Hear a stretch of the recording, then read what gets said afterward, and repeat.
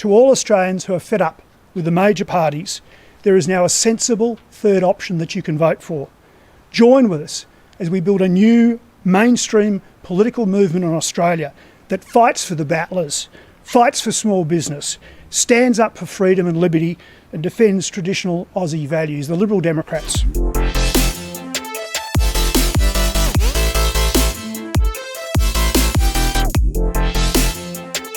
G'day and welcome to episode 55 of The Other Side, your regular look at the news and views from a sensible centre-right perspective. Scott Morrison takes a dive in the polls, and sadly, I think it's because what we've been warning about on this show for a while, the playing it safe strategy that the Liberal Nationals have been using by just responding to market research and polls rather than trying to lead and change minds. This playing it safe strategy failed in Queensland's state election. It didn't work in Western Australia's state election, nearly wiped the Liberal Party out completely. And it's not going to work federally, guys. The Liberal Democrats are emerging as a new force in the coming election. They're aiming to be an alternative party for everyday Aussies who are sick of modern left-wing culture but feel let down by ScoMo, yet not really aligned with other minor parties.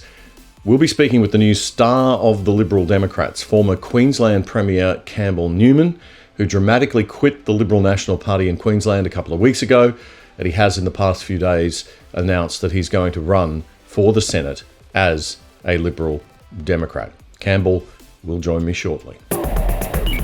Before we get into the show proper today, something's blown up just as we go to air, and that's the speech that was made in Parliament by George Christensen on Tuesday night about masks and lockdowns not being effective.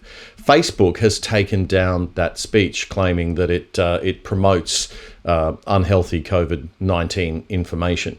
Now, we're going to probably have two versions of the show this week, because what I'm going to do now is I'm going to play George Christensen's speech in full.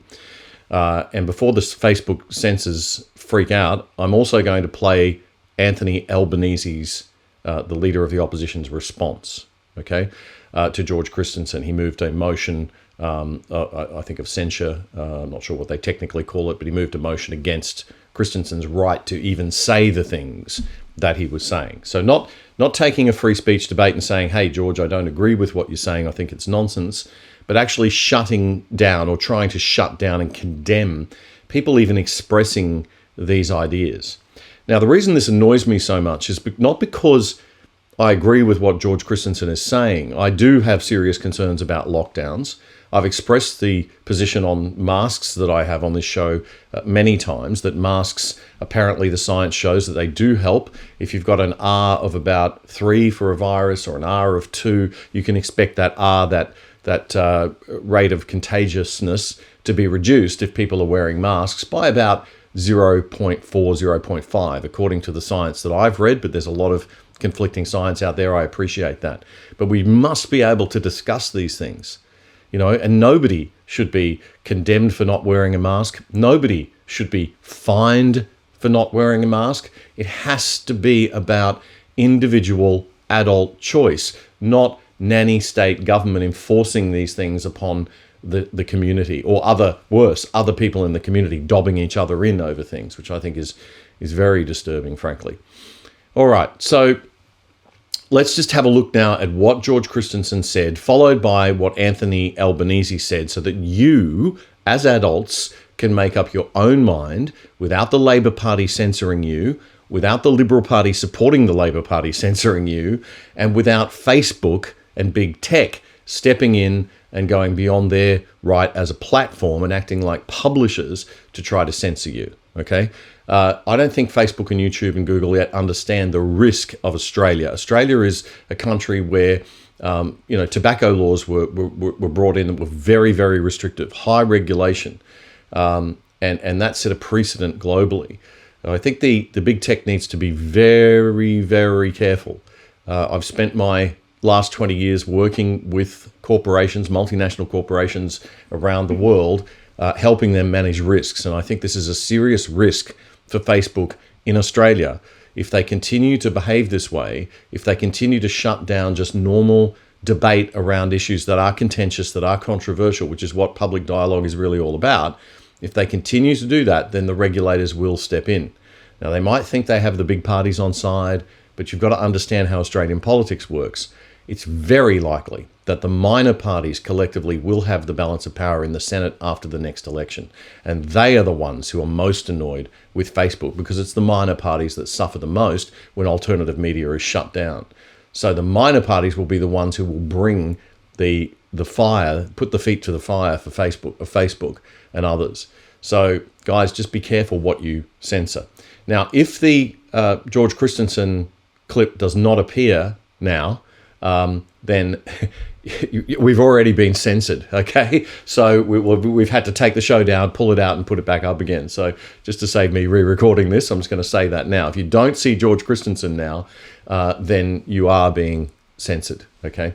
If not, if you are seeing George Christensen, then I applaud Facebook's good judgment in allowing us at least to have a debate about the debate. So let's have a listen to what George Christensen actually said in federal parliament on Tuesday night. Here's George. It's time we stop spreading fear and acknowledge some facts.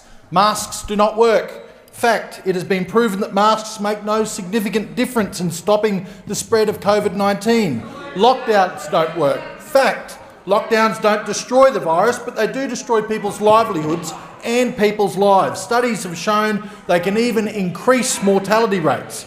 Domestic vaccine passports are a form of discrimination. Fact, we are all human beings. Nobody should be restricted from everyday life because of their medical choices, especially when vaccinated people can still catch and spread COVID-19. Our posturing politicians, many over there, the sensationalist media elite and the dictatorial medical bureaucrats need to recognise these facts and stop spreading fear. COVID-19 is going to be with us forever, just like the flu. And just like the flu, we will have to live with it, not in constant fear of it. Some people will catch it. Some people will tragically die from it.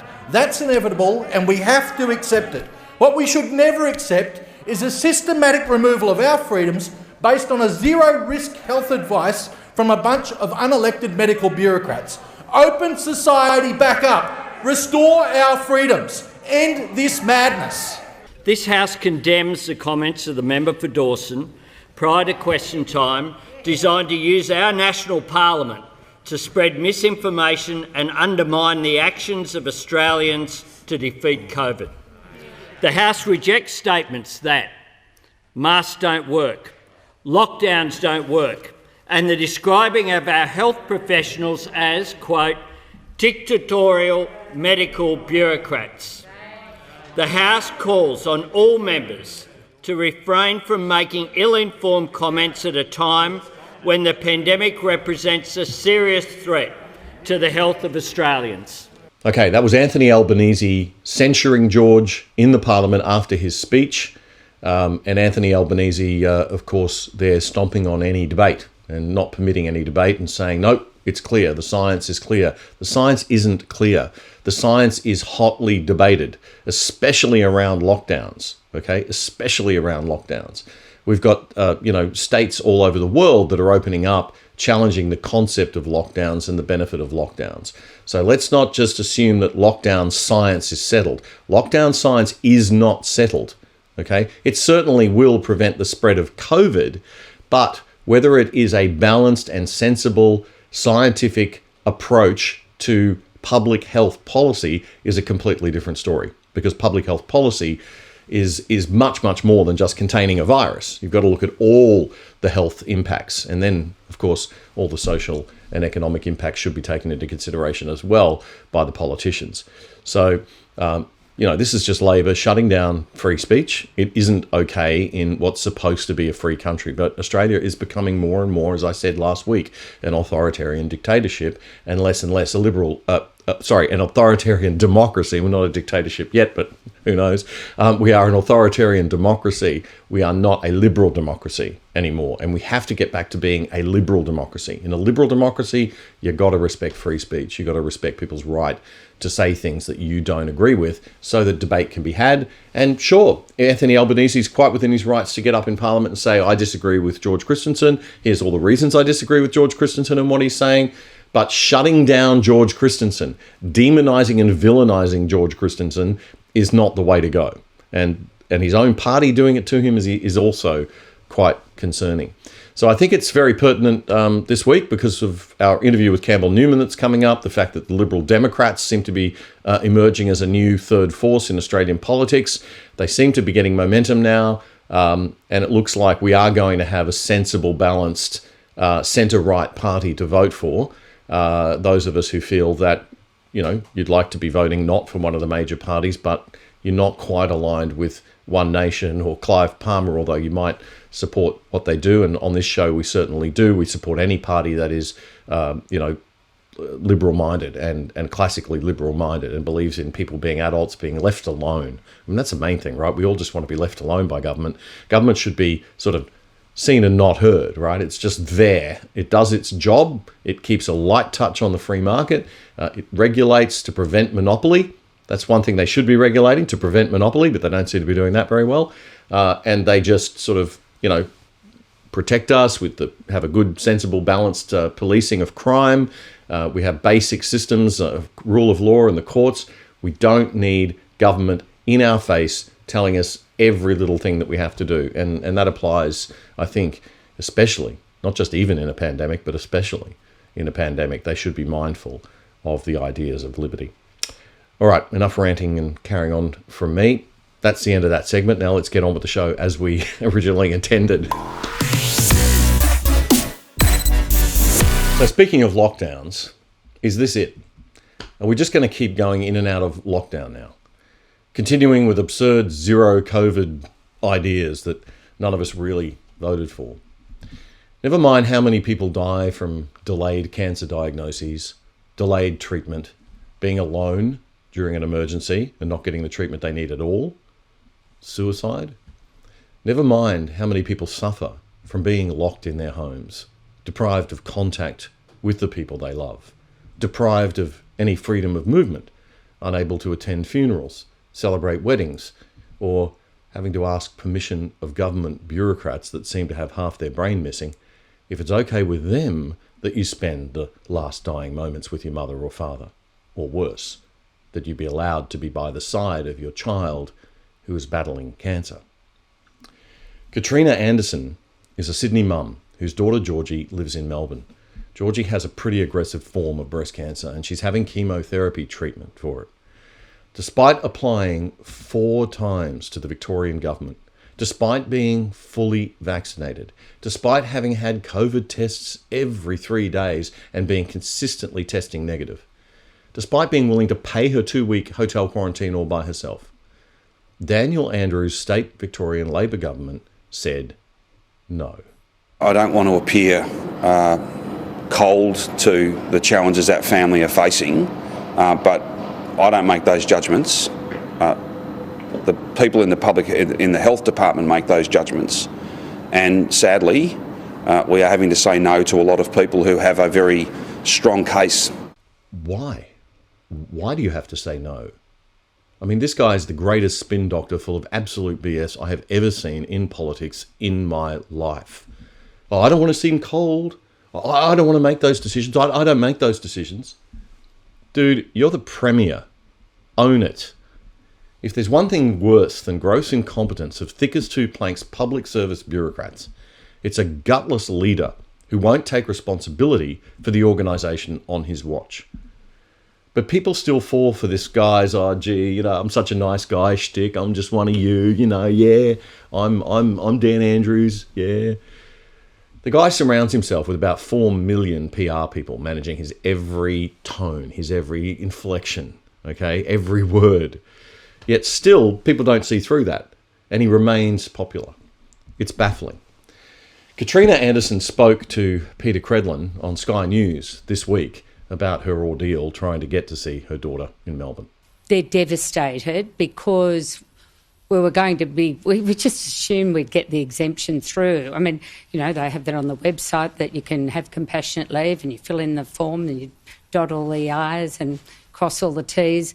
And for some reason, they then eventually, after 3 weeks, and my 4th application, decline it on grounds that, they didn't say what grounds. So anyone watching tonight, and you're fully vaccinated, has got to look at you and wonder, how on earth we lost our humanity as a country, that's the first point I have to say when I heard your case. But two, what's the point of being fully vaccinated? You're not going to go to Victoria to jeopardise your daughter. That's the last thing you'd want to do. You're fully vaccinated. You've had a COVID test, prepared to have a COVID test, prepared to go into hotel quarantine. At what point are you allowed to be in Victoria to support your family? At what point have we lost our humanity? Well, the funny thing is, you say I'm prepared to have a COVID test. I've been having them every 3 days since I found out Georgie had cancer and was going straight into this chemotherapy. So because I fully expected to get a call saying, get on that plane. My bag's been packed for, 3 weeks. And then it doesn't happen. Not only am I fully vaccinated, I live in a suburb, a local government area that has no cases of COVID. Honestly, we've lost our humanity. We've lost our common sense. We've actually lost our minds, literally. This is still going on. I don't know how many times I can sit here and do this show and keep saying this over and over. It's insane. Play it again, Dan. I don't want to appear cold to the challenges that family are facing, but I don't make those judgments. The people in the health department make those judgments, and sadly, we are having to say no to a lot of people who have a very strong case. I just have no words. I'm out of words. Well, the former Premier of Queensland, Campbell Newman, announced on Sunday that he will run for the Senate at the next federal election as state leader of an energised, fast-growing Liberal Democrats. Newman says Australia needs real leadership, strong, sensible, balanced leadership. Leadership that's brave enough to stand up to the powerful elites and bureaucrats who so casually sacrifice our freedoms. Mr. Newman made the announcement from his Brisbane home on Sunday with his wife Lisa by his side while under COVID lockdown. Right now, across this country, there are a huge number of sensible, hard-working, everyday Australians who are very worried about where our country is right now. They feel that something's not right. They think that there's a serious lack of leadership and direction. We have Liberal and National Party voters saying that their parties have abandoned the core Liberal values of small government, freedom of expression, the right to privacy, the right to work, the right to choose, and a lack of support for small business and jobs. Then we've got the Labor voters who are saying that their party has been a club, an elitist club for the inner city people who've lost touch with battlers and everyday Australians, and particularly those blue-collar workers who are out there in the resource sectors. Many Australians are looking for a third force, for a sensible party with sensible policies but providing real leadership. They know, though, that the Greens are too far left. They're the extreme left, and perhaps One Nation is not their cup of tea either. 6 years ago, I stood before the people of Queensland. I said my political career was over, and I meant it. I've now got a successful small business. I have a great life. But in the past year or so, I've been approached on many occasions. Indeed, I've had hundreds of phone calls, text messages, emails from people. I've been stopped in Queen Street so many times, I should set up shop down there. And people are saying to me, please, please, please, we need people like you back in politics. Newman joined the Liberal Democrats after announcing he was leaving the Liberal National Party 2 weeks ago. It was a gut-wrenching decision to leave the Liberal National Party. It's the party that I've been involved in since the age of 12.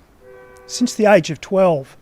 I've had how to vote cards, I've done letterbox drops, I've stood at polling booths, I've folded those mail drops, I've worked in campaigns, and I've served the party as an elected official. Both my parents served as federal ministers.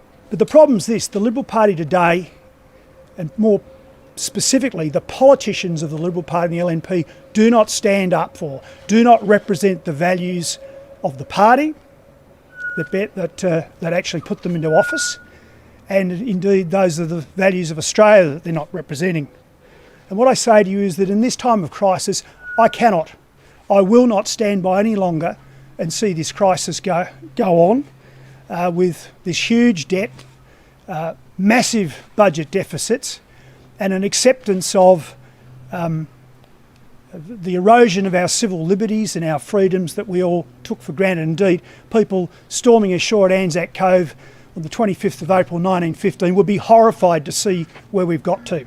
Campbell Newman says he decided to join the Liberal Democrats because he says the party reflects his core values and he believes those of everyday Aussies. The Liberal Democrats are that sensible, balanced party who will provide real leadership to the nation. I'm making the change to the Liberal Democrats, and I'm calling now on all Australians who believe in traditional Liberal values to also make that change. This is not a time to make a backseat. This is not a time to sit on the sidelines if you're worried about Australia. This is a time to stand up and be counted because we have to make this change together.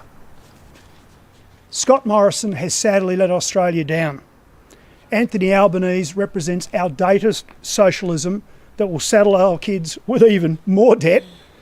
That's hard to even say these days after what the federal government has done, and who will also destroy our culture with woke nonsense and red tape. We need to return to real leadership and strong, sensible, true Liberal government.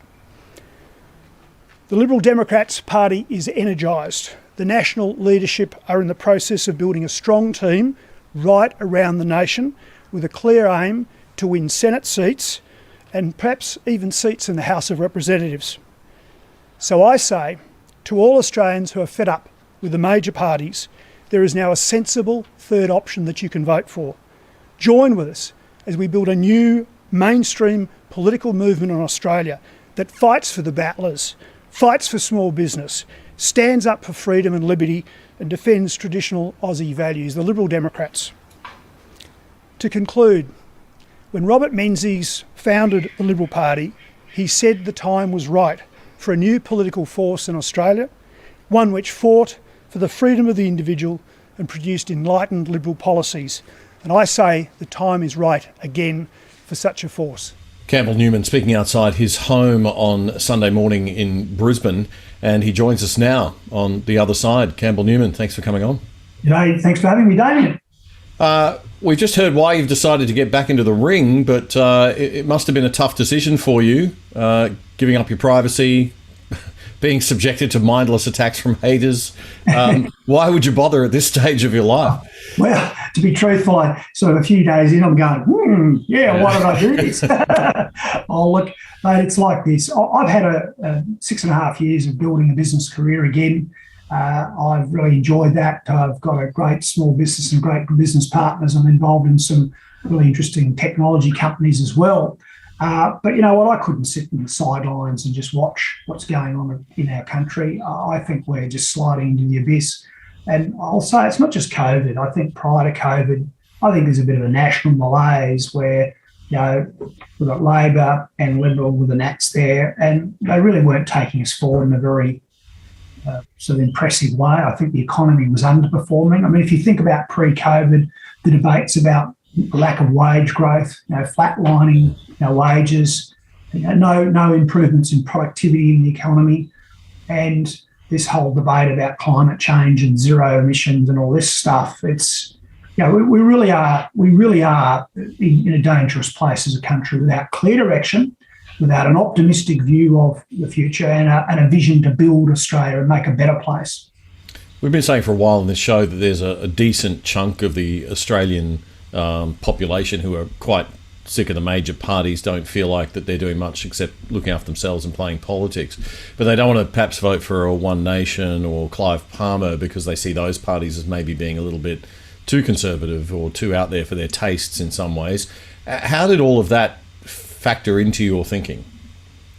It was a very big part of my thinking. So to be clear, I left the Liberal National Party because they weren't representing the values of the politicians, were not representing the values of the party. Indeed, values I consider to be the values of middle Australia. So that's why I left. I then spent a fortnight consulting and talking to people I trust. And the strong message I got from people that I value in my life, they said you should go as an independent. But I decided not to do that. I decided to go with the Liberal Democrats because their values are my values. And this isn't about me. This is about our country. It's about using the opportunity afforded by that party, Liberal Democrats, to actually build a team and to try and, through the way the Senate works, to actually get some sanity into our national life again. So, the way I'd put it is I've chosen quite deliberately to climb Everest by the difficult route because that's the route that will matter. That doing it this way will actually achieve something, in my view. Were you approached by Clive Palmer or? Yeah, I was. I was approached by other parties, and I had that conversation. But the Liberal Democrats again are the ones who I believe have the values that I think are important, and I feel that I can make a contribution to that party. And again, I want to be part of a team. I don't want to be the Lone Ranger. That might work in the movies, but really politics is a team sport, and we need a team that will provide real leadership and sensible policy ideas and solutions in our federal parliament. A minority, but an increasing minority of Aussies, I think, aren't happy with the way that COVID has been managed by either state or federal governments. And there is even less happy with the buck passing and the finger pointing and the politics that seems to have taken precedence over concerns about health and medicine. Where do you think it went all so wrong? They've been patting themselves on the back over the last probably 6 to 9 months. And frankly, the media have been giving them a relief pass as well, in my opinion, but they actually haven't done nearly a good enough job. That's the way I would put it. So, yes, they've kept COVID cases down, but meanwhile, they've burnt small business to the ground in this country, particularly tourism and hospitality. That has been, the things that have happened have been without any regard to the damage to livelihoods, to mental health, to children's education, to people getting their screening for cancer, women's breast cancer screenings, or people going to see their doctor about some sort of condition, their annual checkups, their heart checkup. And we will see, sadly, deaths in other health categories, if I can call it that, downstream. I take no pleasure in saying that, but that is what is going to happen. Lifeline a week ago had the highest number of calls ever in their history. Yeah. Now, that's what's going on out there. So, I'll give them an 8 or 9 out of 10 for keeping COVID cases low. That's a slice of what they had to do, but no one's considering the broader big picture. And in terms of what they really failed us on, it's really 2 things, of course. One is inbound quarantine. That has been a complete, stuff up. And it's, and again, they're all going, it's a federal, it's a state. That buck passing drives me nuts, and I'm sure viewers would see that as just, not about finding a solution. But the second thing they have failed us on is vaccine rollout, and they haven't got together and done this systematically, energetically, and got it out there and given everyone the opportunity to get the vaccine. Yeah. So what do you think they should have done better? Apart from the fact that we obviously needed to get those quarantine centres set up, how would you have set those up? And wouldn't people be sort of screaming that we're creating some sort of, concentration camp or something if we did that? Not at all. I mean, the problem with the quarantine for inbound travellers is that they've been doing it in hotels in our CBDs, generally speaking, built-up areas. And all the cases we've got in the country right now have come through the stuff-ups and inbound quarantine. So there's a problem there.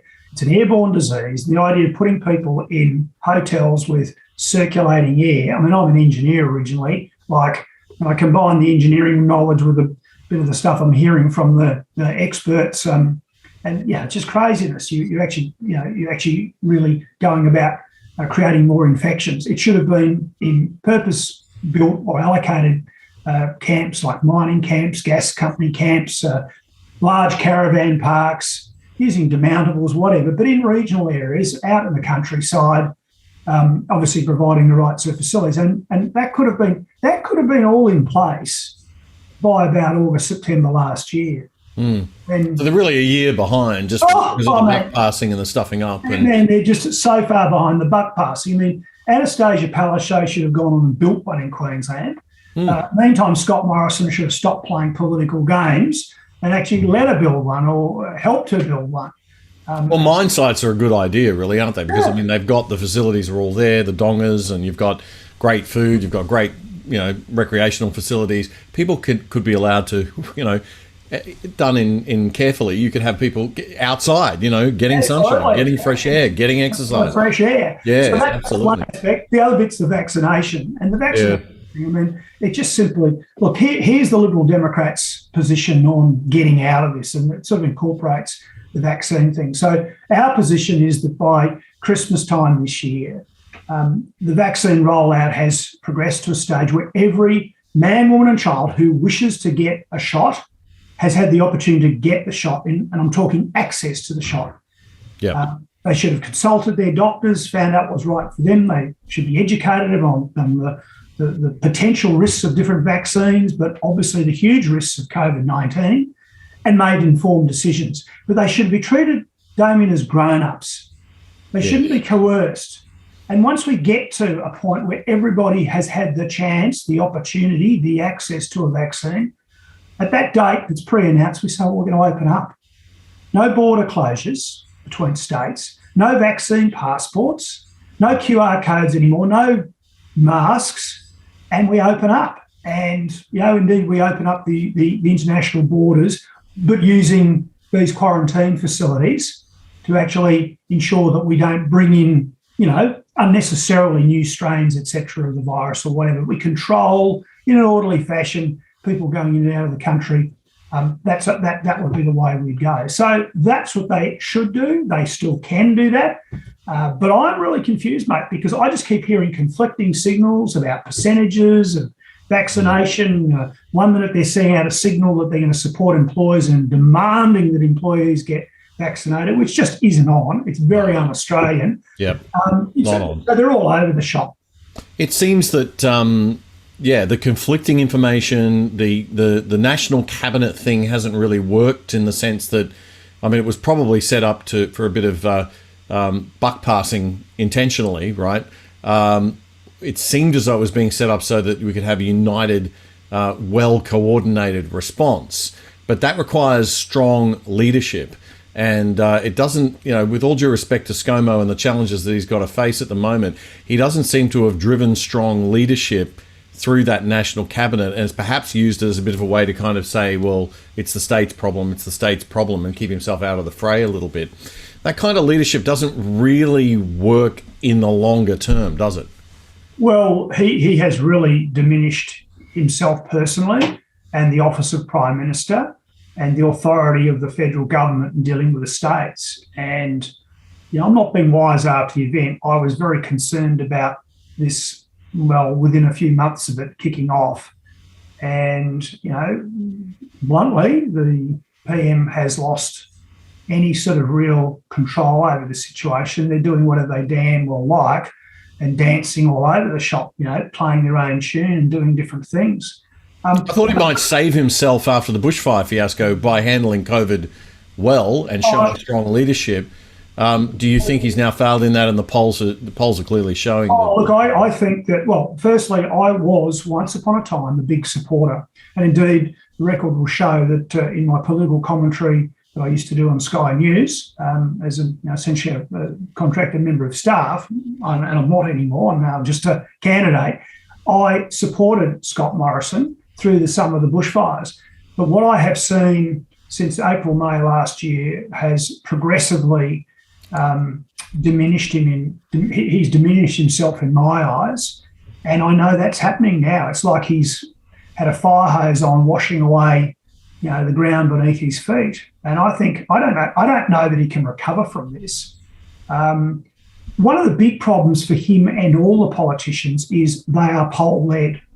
They're telling people what they want to hear. They're taking the fear factor that's been sort of put out there into the community by, if you like, the health bureaucrats, the politicians and the media, revving the whole thing up.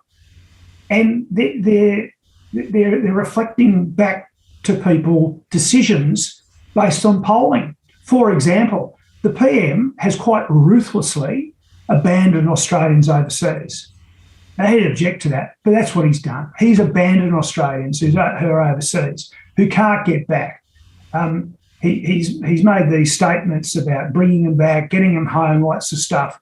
Well, to have done that required, again, these sort of regional, out of capital city quarantine facilities, a massive, concerted, sustained effort to get Australians home. In fact, what they're doing, and they did it very sneakily in the last couple of weeks, they're actually making it even harder for people to go in and out of Australia at the moment. And we are right up there with North Korea in terms of restrictions, and it's just crazy. And well, I know a lot of Australians don't care because they just want Fortress Australia, and they don't. But we have 1 million people that live and work overseas that contribute enormously to our economy. And they have to have the ability to see their relatives and to come and go. They do. And you've nailed it there, because why has he done this? It's because, I'm afraid, when there has been some public polling released on this, 65, maybe 70% of people think, well, bugger them, they're a risk. We've got to keep them out. They're talking about their fellow Australians. Now, that's the sentiment. I've got to acknowledge that. But that's not what a Prime Minister should base his policy on. He should be basing it on what is right. And what is right is that any Australian who wants to come home should be supported by the government of Australia, not held at arm's length, not sort of this subjected to this stupid game between Prime Minister and Premiers putting a cap on numbers coming in, leading to marginal viability of airline flights, leading to very high prices. I know a family who came back from Switzerland where they've been, and I think the fares for a family of four, it's $20,000 for mum, dad, and 2 kids each. $80,000. Whoa. Okay. Well, this is, I don't know if that was an anomaly, but that's the sort of stuff. No, I don't think it is. I've heard horrible numbers. Yeah. I mean, when you're flying planes around with only 20 people on them, it's going to cost money.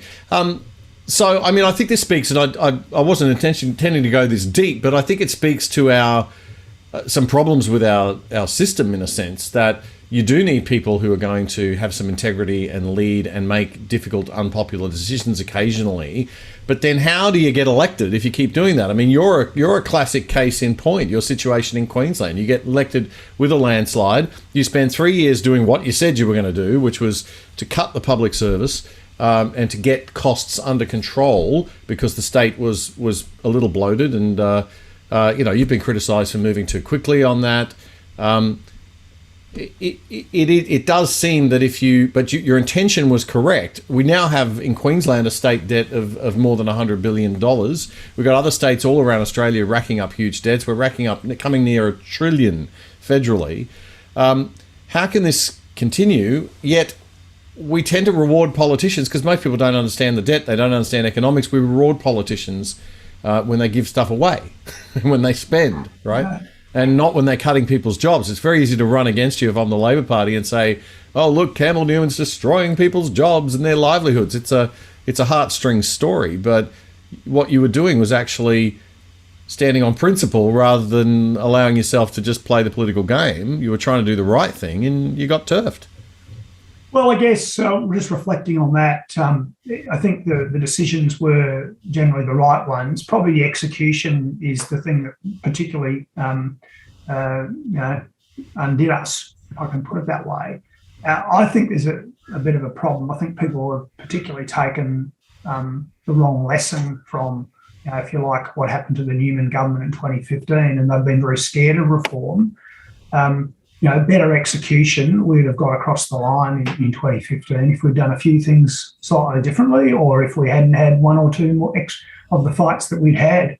But I do point to people like, say, John Howard, who made and courageous decisions, for example, to deal with the introduction of the GST. So it can be done, and we need people to stand where they can on those principles or real values. And there are many things at the moment that a stand could be taken on. For example, the one I've just mentioned about Australians overseas, I think the PM would win an argument to say they are our kith and kin, they are our citizens, they're our mums and dads, they're our grandmas and grandpas, our uncles and aunties, our nieces, our cousins, they're our people.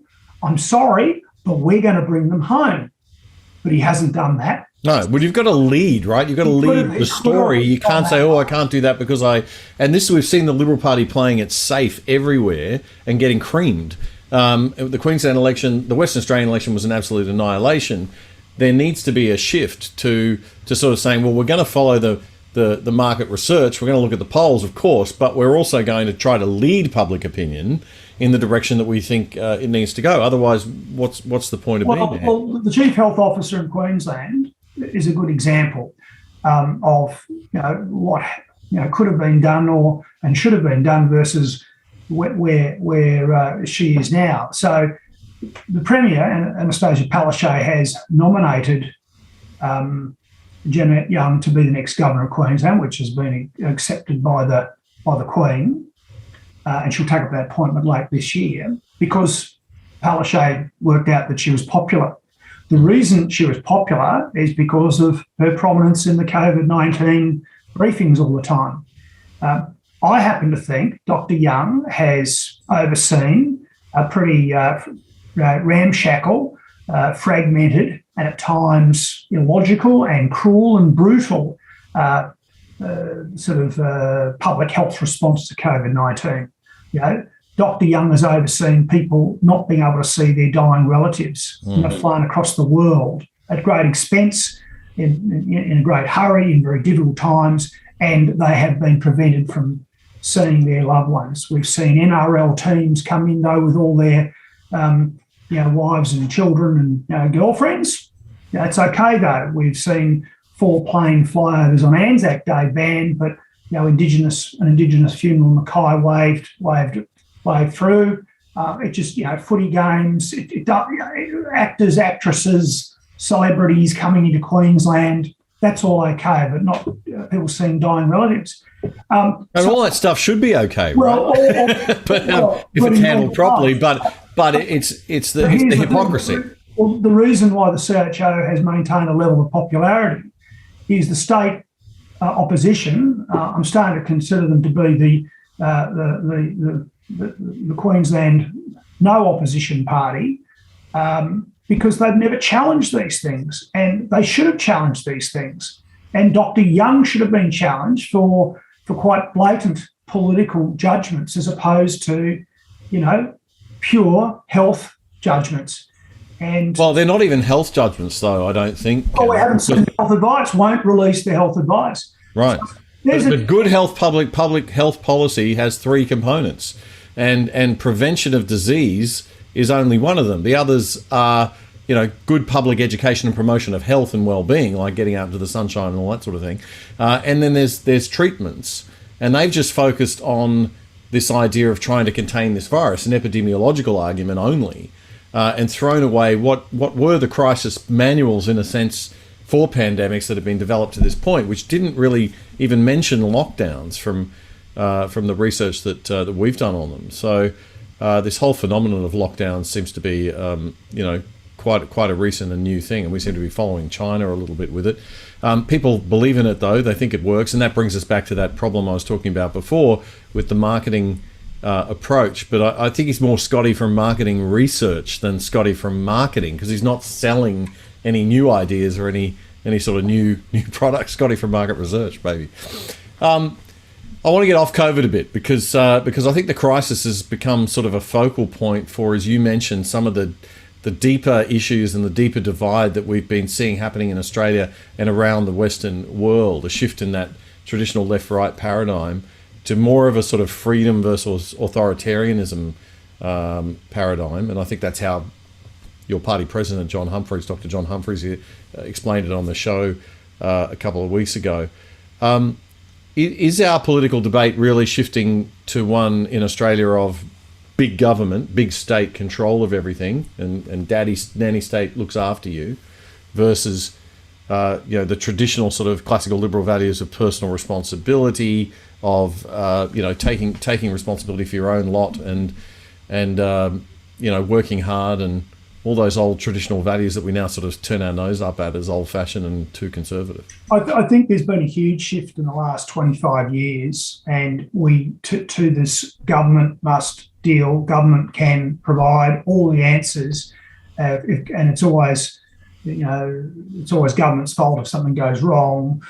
People are always looking to government to make it right. So whether it be a cyclone or floods or bushfires, I think people expect that government will come in, that there'll be checks handed out to everybody.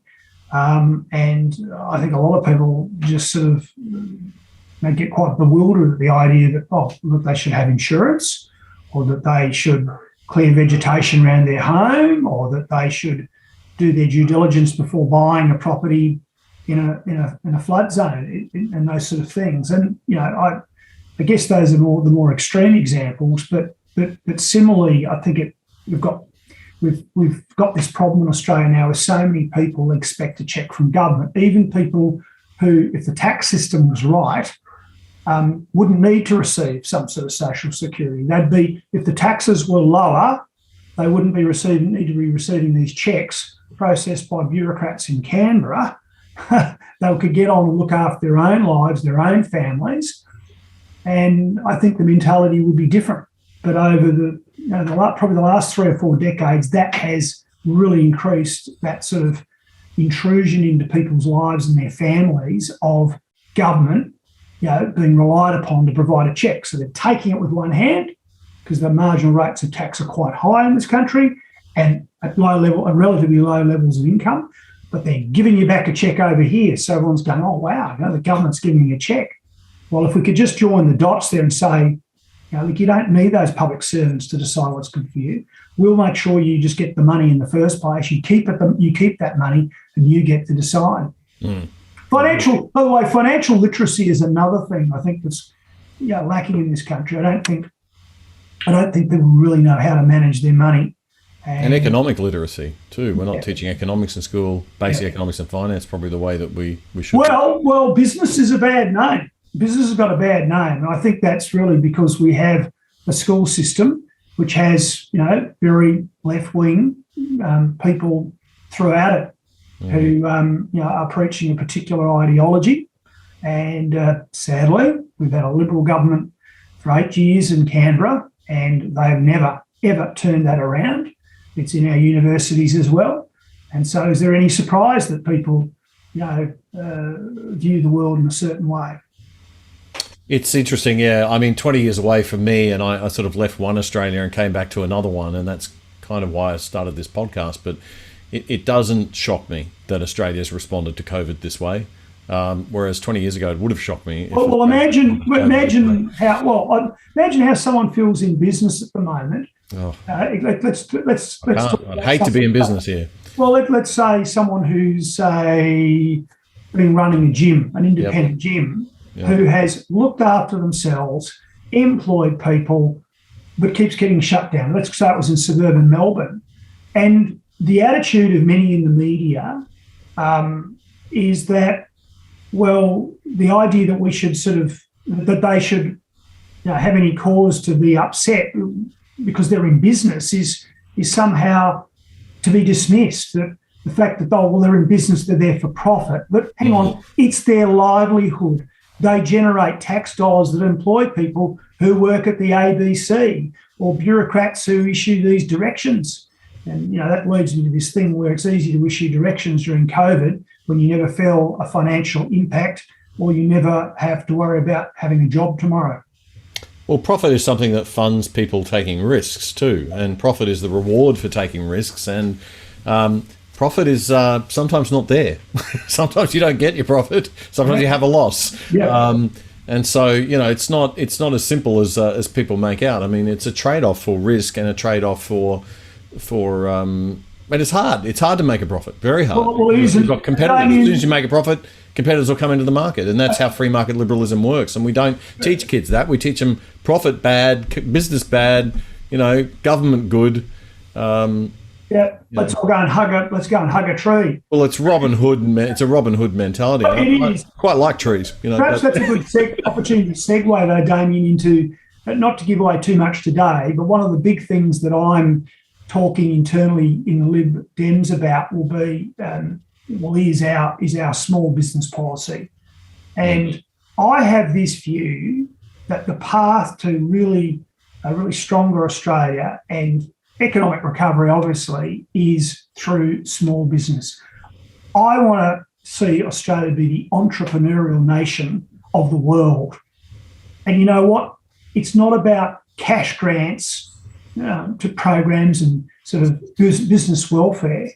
Really, Damien, it's about dismantling all the red tape, the bureaucracy, the licenses, the form filling, the stuff that you get from state agencies and federal government agencies that just goes on and on and on and gets worse. But all that stuff supports corporations. All that stuff makes big business more able to compete than small business because big business has the infrastructure to manage all that procurement nonsense. Small business doesn't. Yeah, if we can get the foot off the throat of small business and encourage people to have a go, that's the path to economic recovery. That's how we'll see more people employed. We'll see ultimately fantastic, new, exciting businesses and ideas and technologies that will, get Australia back on track. And so to be crude about it, I guess you're saying that the federal situation at the moment with we've got two parties. We've got one that's all about big government and another one that's all about big business, and the Liberal Democrats are going to be looking at the middle of being the small. Sorry to be a bit sort of, I don't know, pointed about it, but I think there's one that's about big government, and that's the Labor Party, and the Liberal Party are about big government and big business. Right. That's true, actually. So the Lib Dems, our philosophy is about self-reliance. It's about small government. It's about low debt, balanced budgets and the like. But when it comes to business, it's about letting people have a go, take risks. The federal government send quite mixed signals. You have on the one hand, you have the rhetoric from these Liberal Party professional politicians, which is, we're for business, we're for small business. But then the next night you turn on the TV and there's someone from the coalition thundering darkly about wage theft. Yeah, right. That's a term of the left. Why is it wage theft? Because we have an industrialisation system which is so damn complicated and so slanted towards entrenched systems and rules that it is very hard for people to actually get it right when they're dealing with overtime payments and the like. It's the penalty rate stuff that gets people caught up. Yeah, people don't realise it's actually confusing. It's actually confusing for a small business person to work all that stuff out. Exactly. And so if people if organisations like the ABC, and I think Coles was one of them, if they can't get it right with all their highly paid HR professionals and computer systems, how can small business? So there's the coalition who say they want small business to succeed, but they've done nothing in 8 years to sort this mess out. The coalition who talk about reducing red tape, who constantly let the agencies of the federal government, whether it be APRA, AUSTRAC, ASIC, ATO, they're constantly on the case of small and medium-sized business. And again, the more regulation that comes in, the more it suits big business because the barriers to entry are higher. And only large enterprises can afford, the people, the overheads to deal with compliance costs. So it really is a mess that should be sorted out. And I just slammed this in this podcast. I slammed the Liberal Party for talking out, for talking with forked tongue. They say these things. They've had 8 years to deliver, and they've delivered zip. You got to get 14% to win your Senate seat. 14% of the vote, I understand. Yep. Is that 1.4? But who's counting the decimal points? is it feasible Oh, look, for a minor party? Not, I mean, I'm no insight there, but I just we'll have to see, won't we? I mean, I know that there's strong support for what I'm doing out there. I've been overwhelmed by the emails, the messages, the calls I've had in the last fortnight. It's just extraordinary. It's hard to keep up. I mean, you know, in 24 hours, I received 90 messages just from my website alone. And of all those, about 4 were negative and the rest were really positive, and people volunteering. And I've got people from the LNP in Queensland contacting me, rank and file members saying, we want to help. How can we help? Can I come and be on your work in your campaign office? I've got office bearers, the LNP, saying, good on you. How can we help? I've had a former, Conservative Premier of Queensland, in an email saying, I hope you win. There's a lot of goodwill out there for me, because they know that the politicians of the LNP and the Liberal Party have completely trashed the brand, and importantly, though, not been true to the values that we've been talking about. So, look, I'm positive about it, and probably the more important thing, though, is, again, I want to see this be a success in other states. And if it's difficult for me, it's going to be even more difficult in New South Wales, Victoria, Tasmania, etc. But we need to get other people up to be there as a team. Yeah. So I mean, obvious names come to mind. Jeff Kennett in Victoria being probably the one that sticks in my mind. Do you think people like that will step up now that you have? I hope people do. I mean, there's a number of people you could point to who have that stature and would be part of a national effort that would get people sitting up and taking notice. Early days. We need some elders coming back and bring some sanity and leadership and that's not me, integrity and character. I mean, I know you're young. I'm a very young guy. Yeah.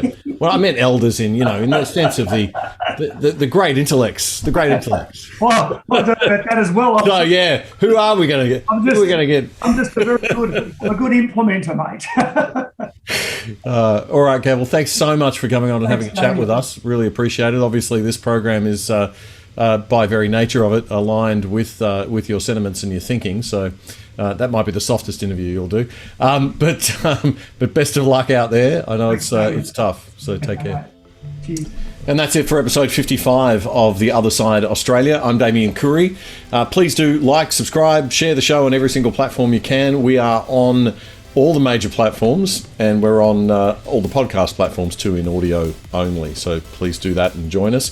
If you'd like to sort of be ultra safe around big tech and make sure that we can always stay in touch, feel free to join our VIP WhatsApp group. All you have to do is drop me an email at theothersideost@gmail.com, and I will add you to the WhatsApp distribution list. It is not a two-way chat group. You're not going to get 6 million messages from strangers. It is a one-way broadcast chat group, and we'll be sending out just twice a week the program when it comes up. What else am I going to tell you? Yeah, get on the discernible.io platform also and sign up as a member of the Discernible crew. It's all happening here at Discernible.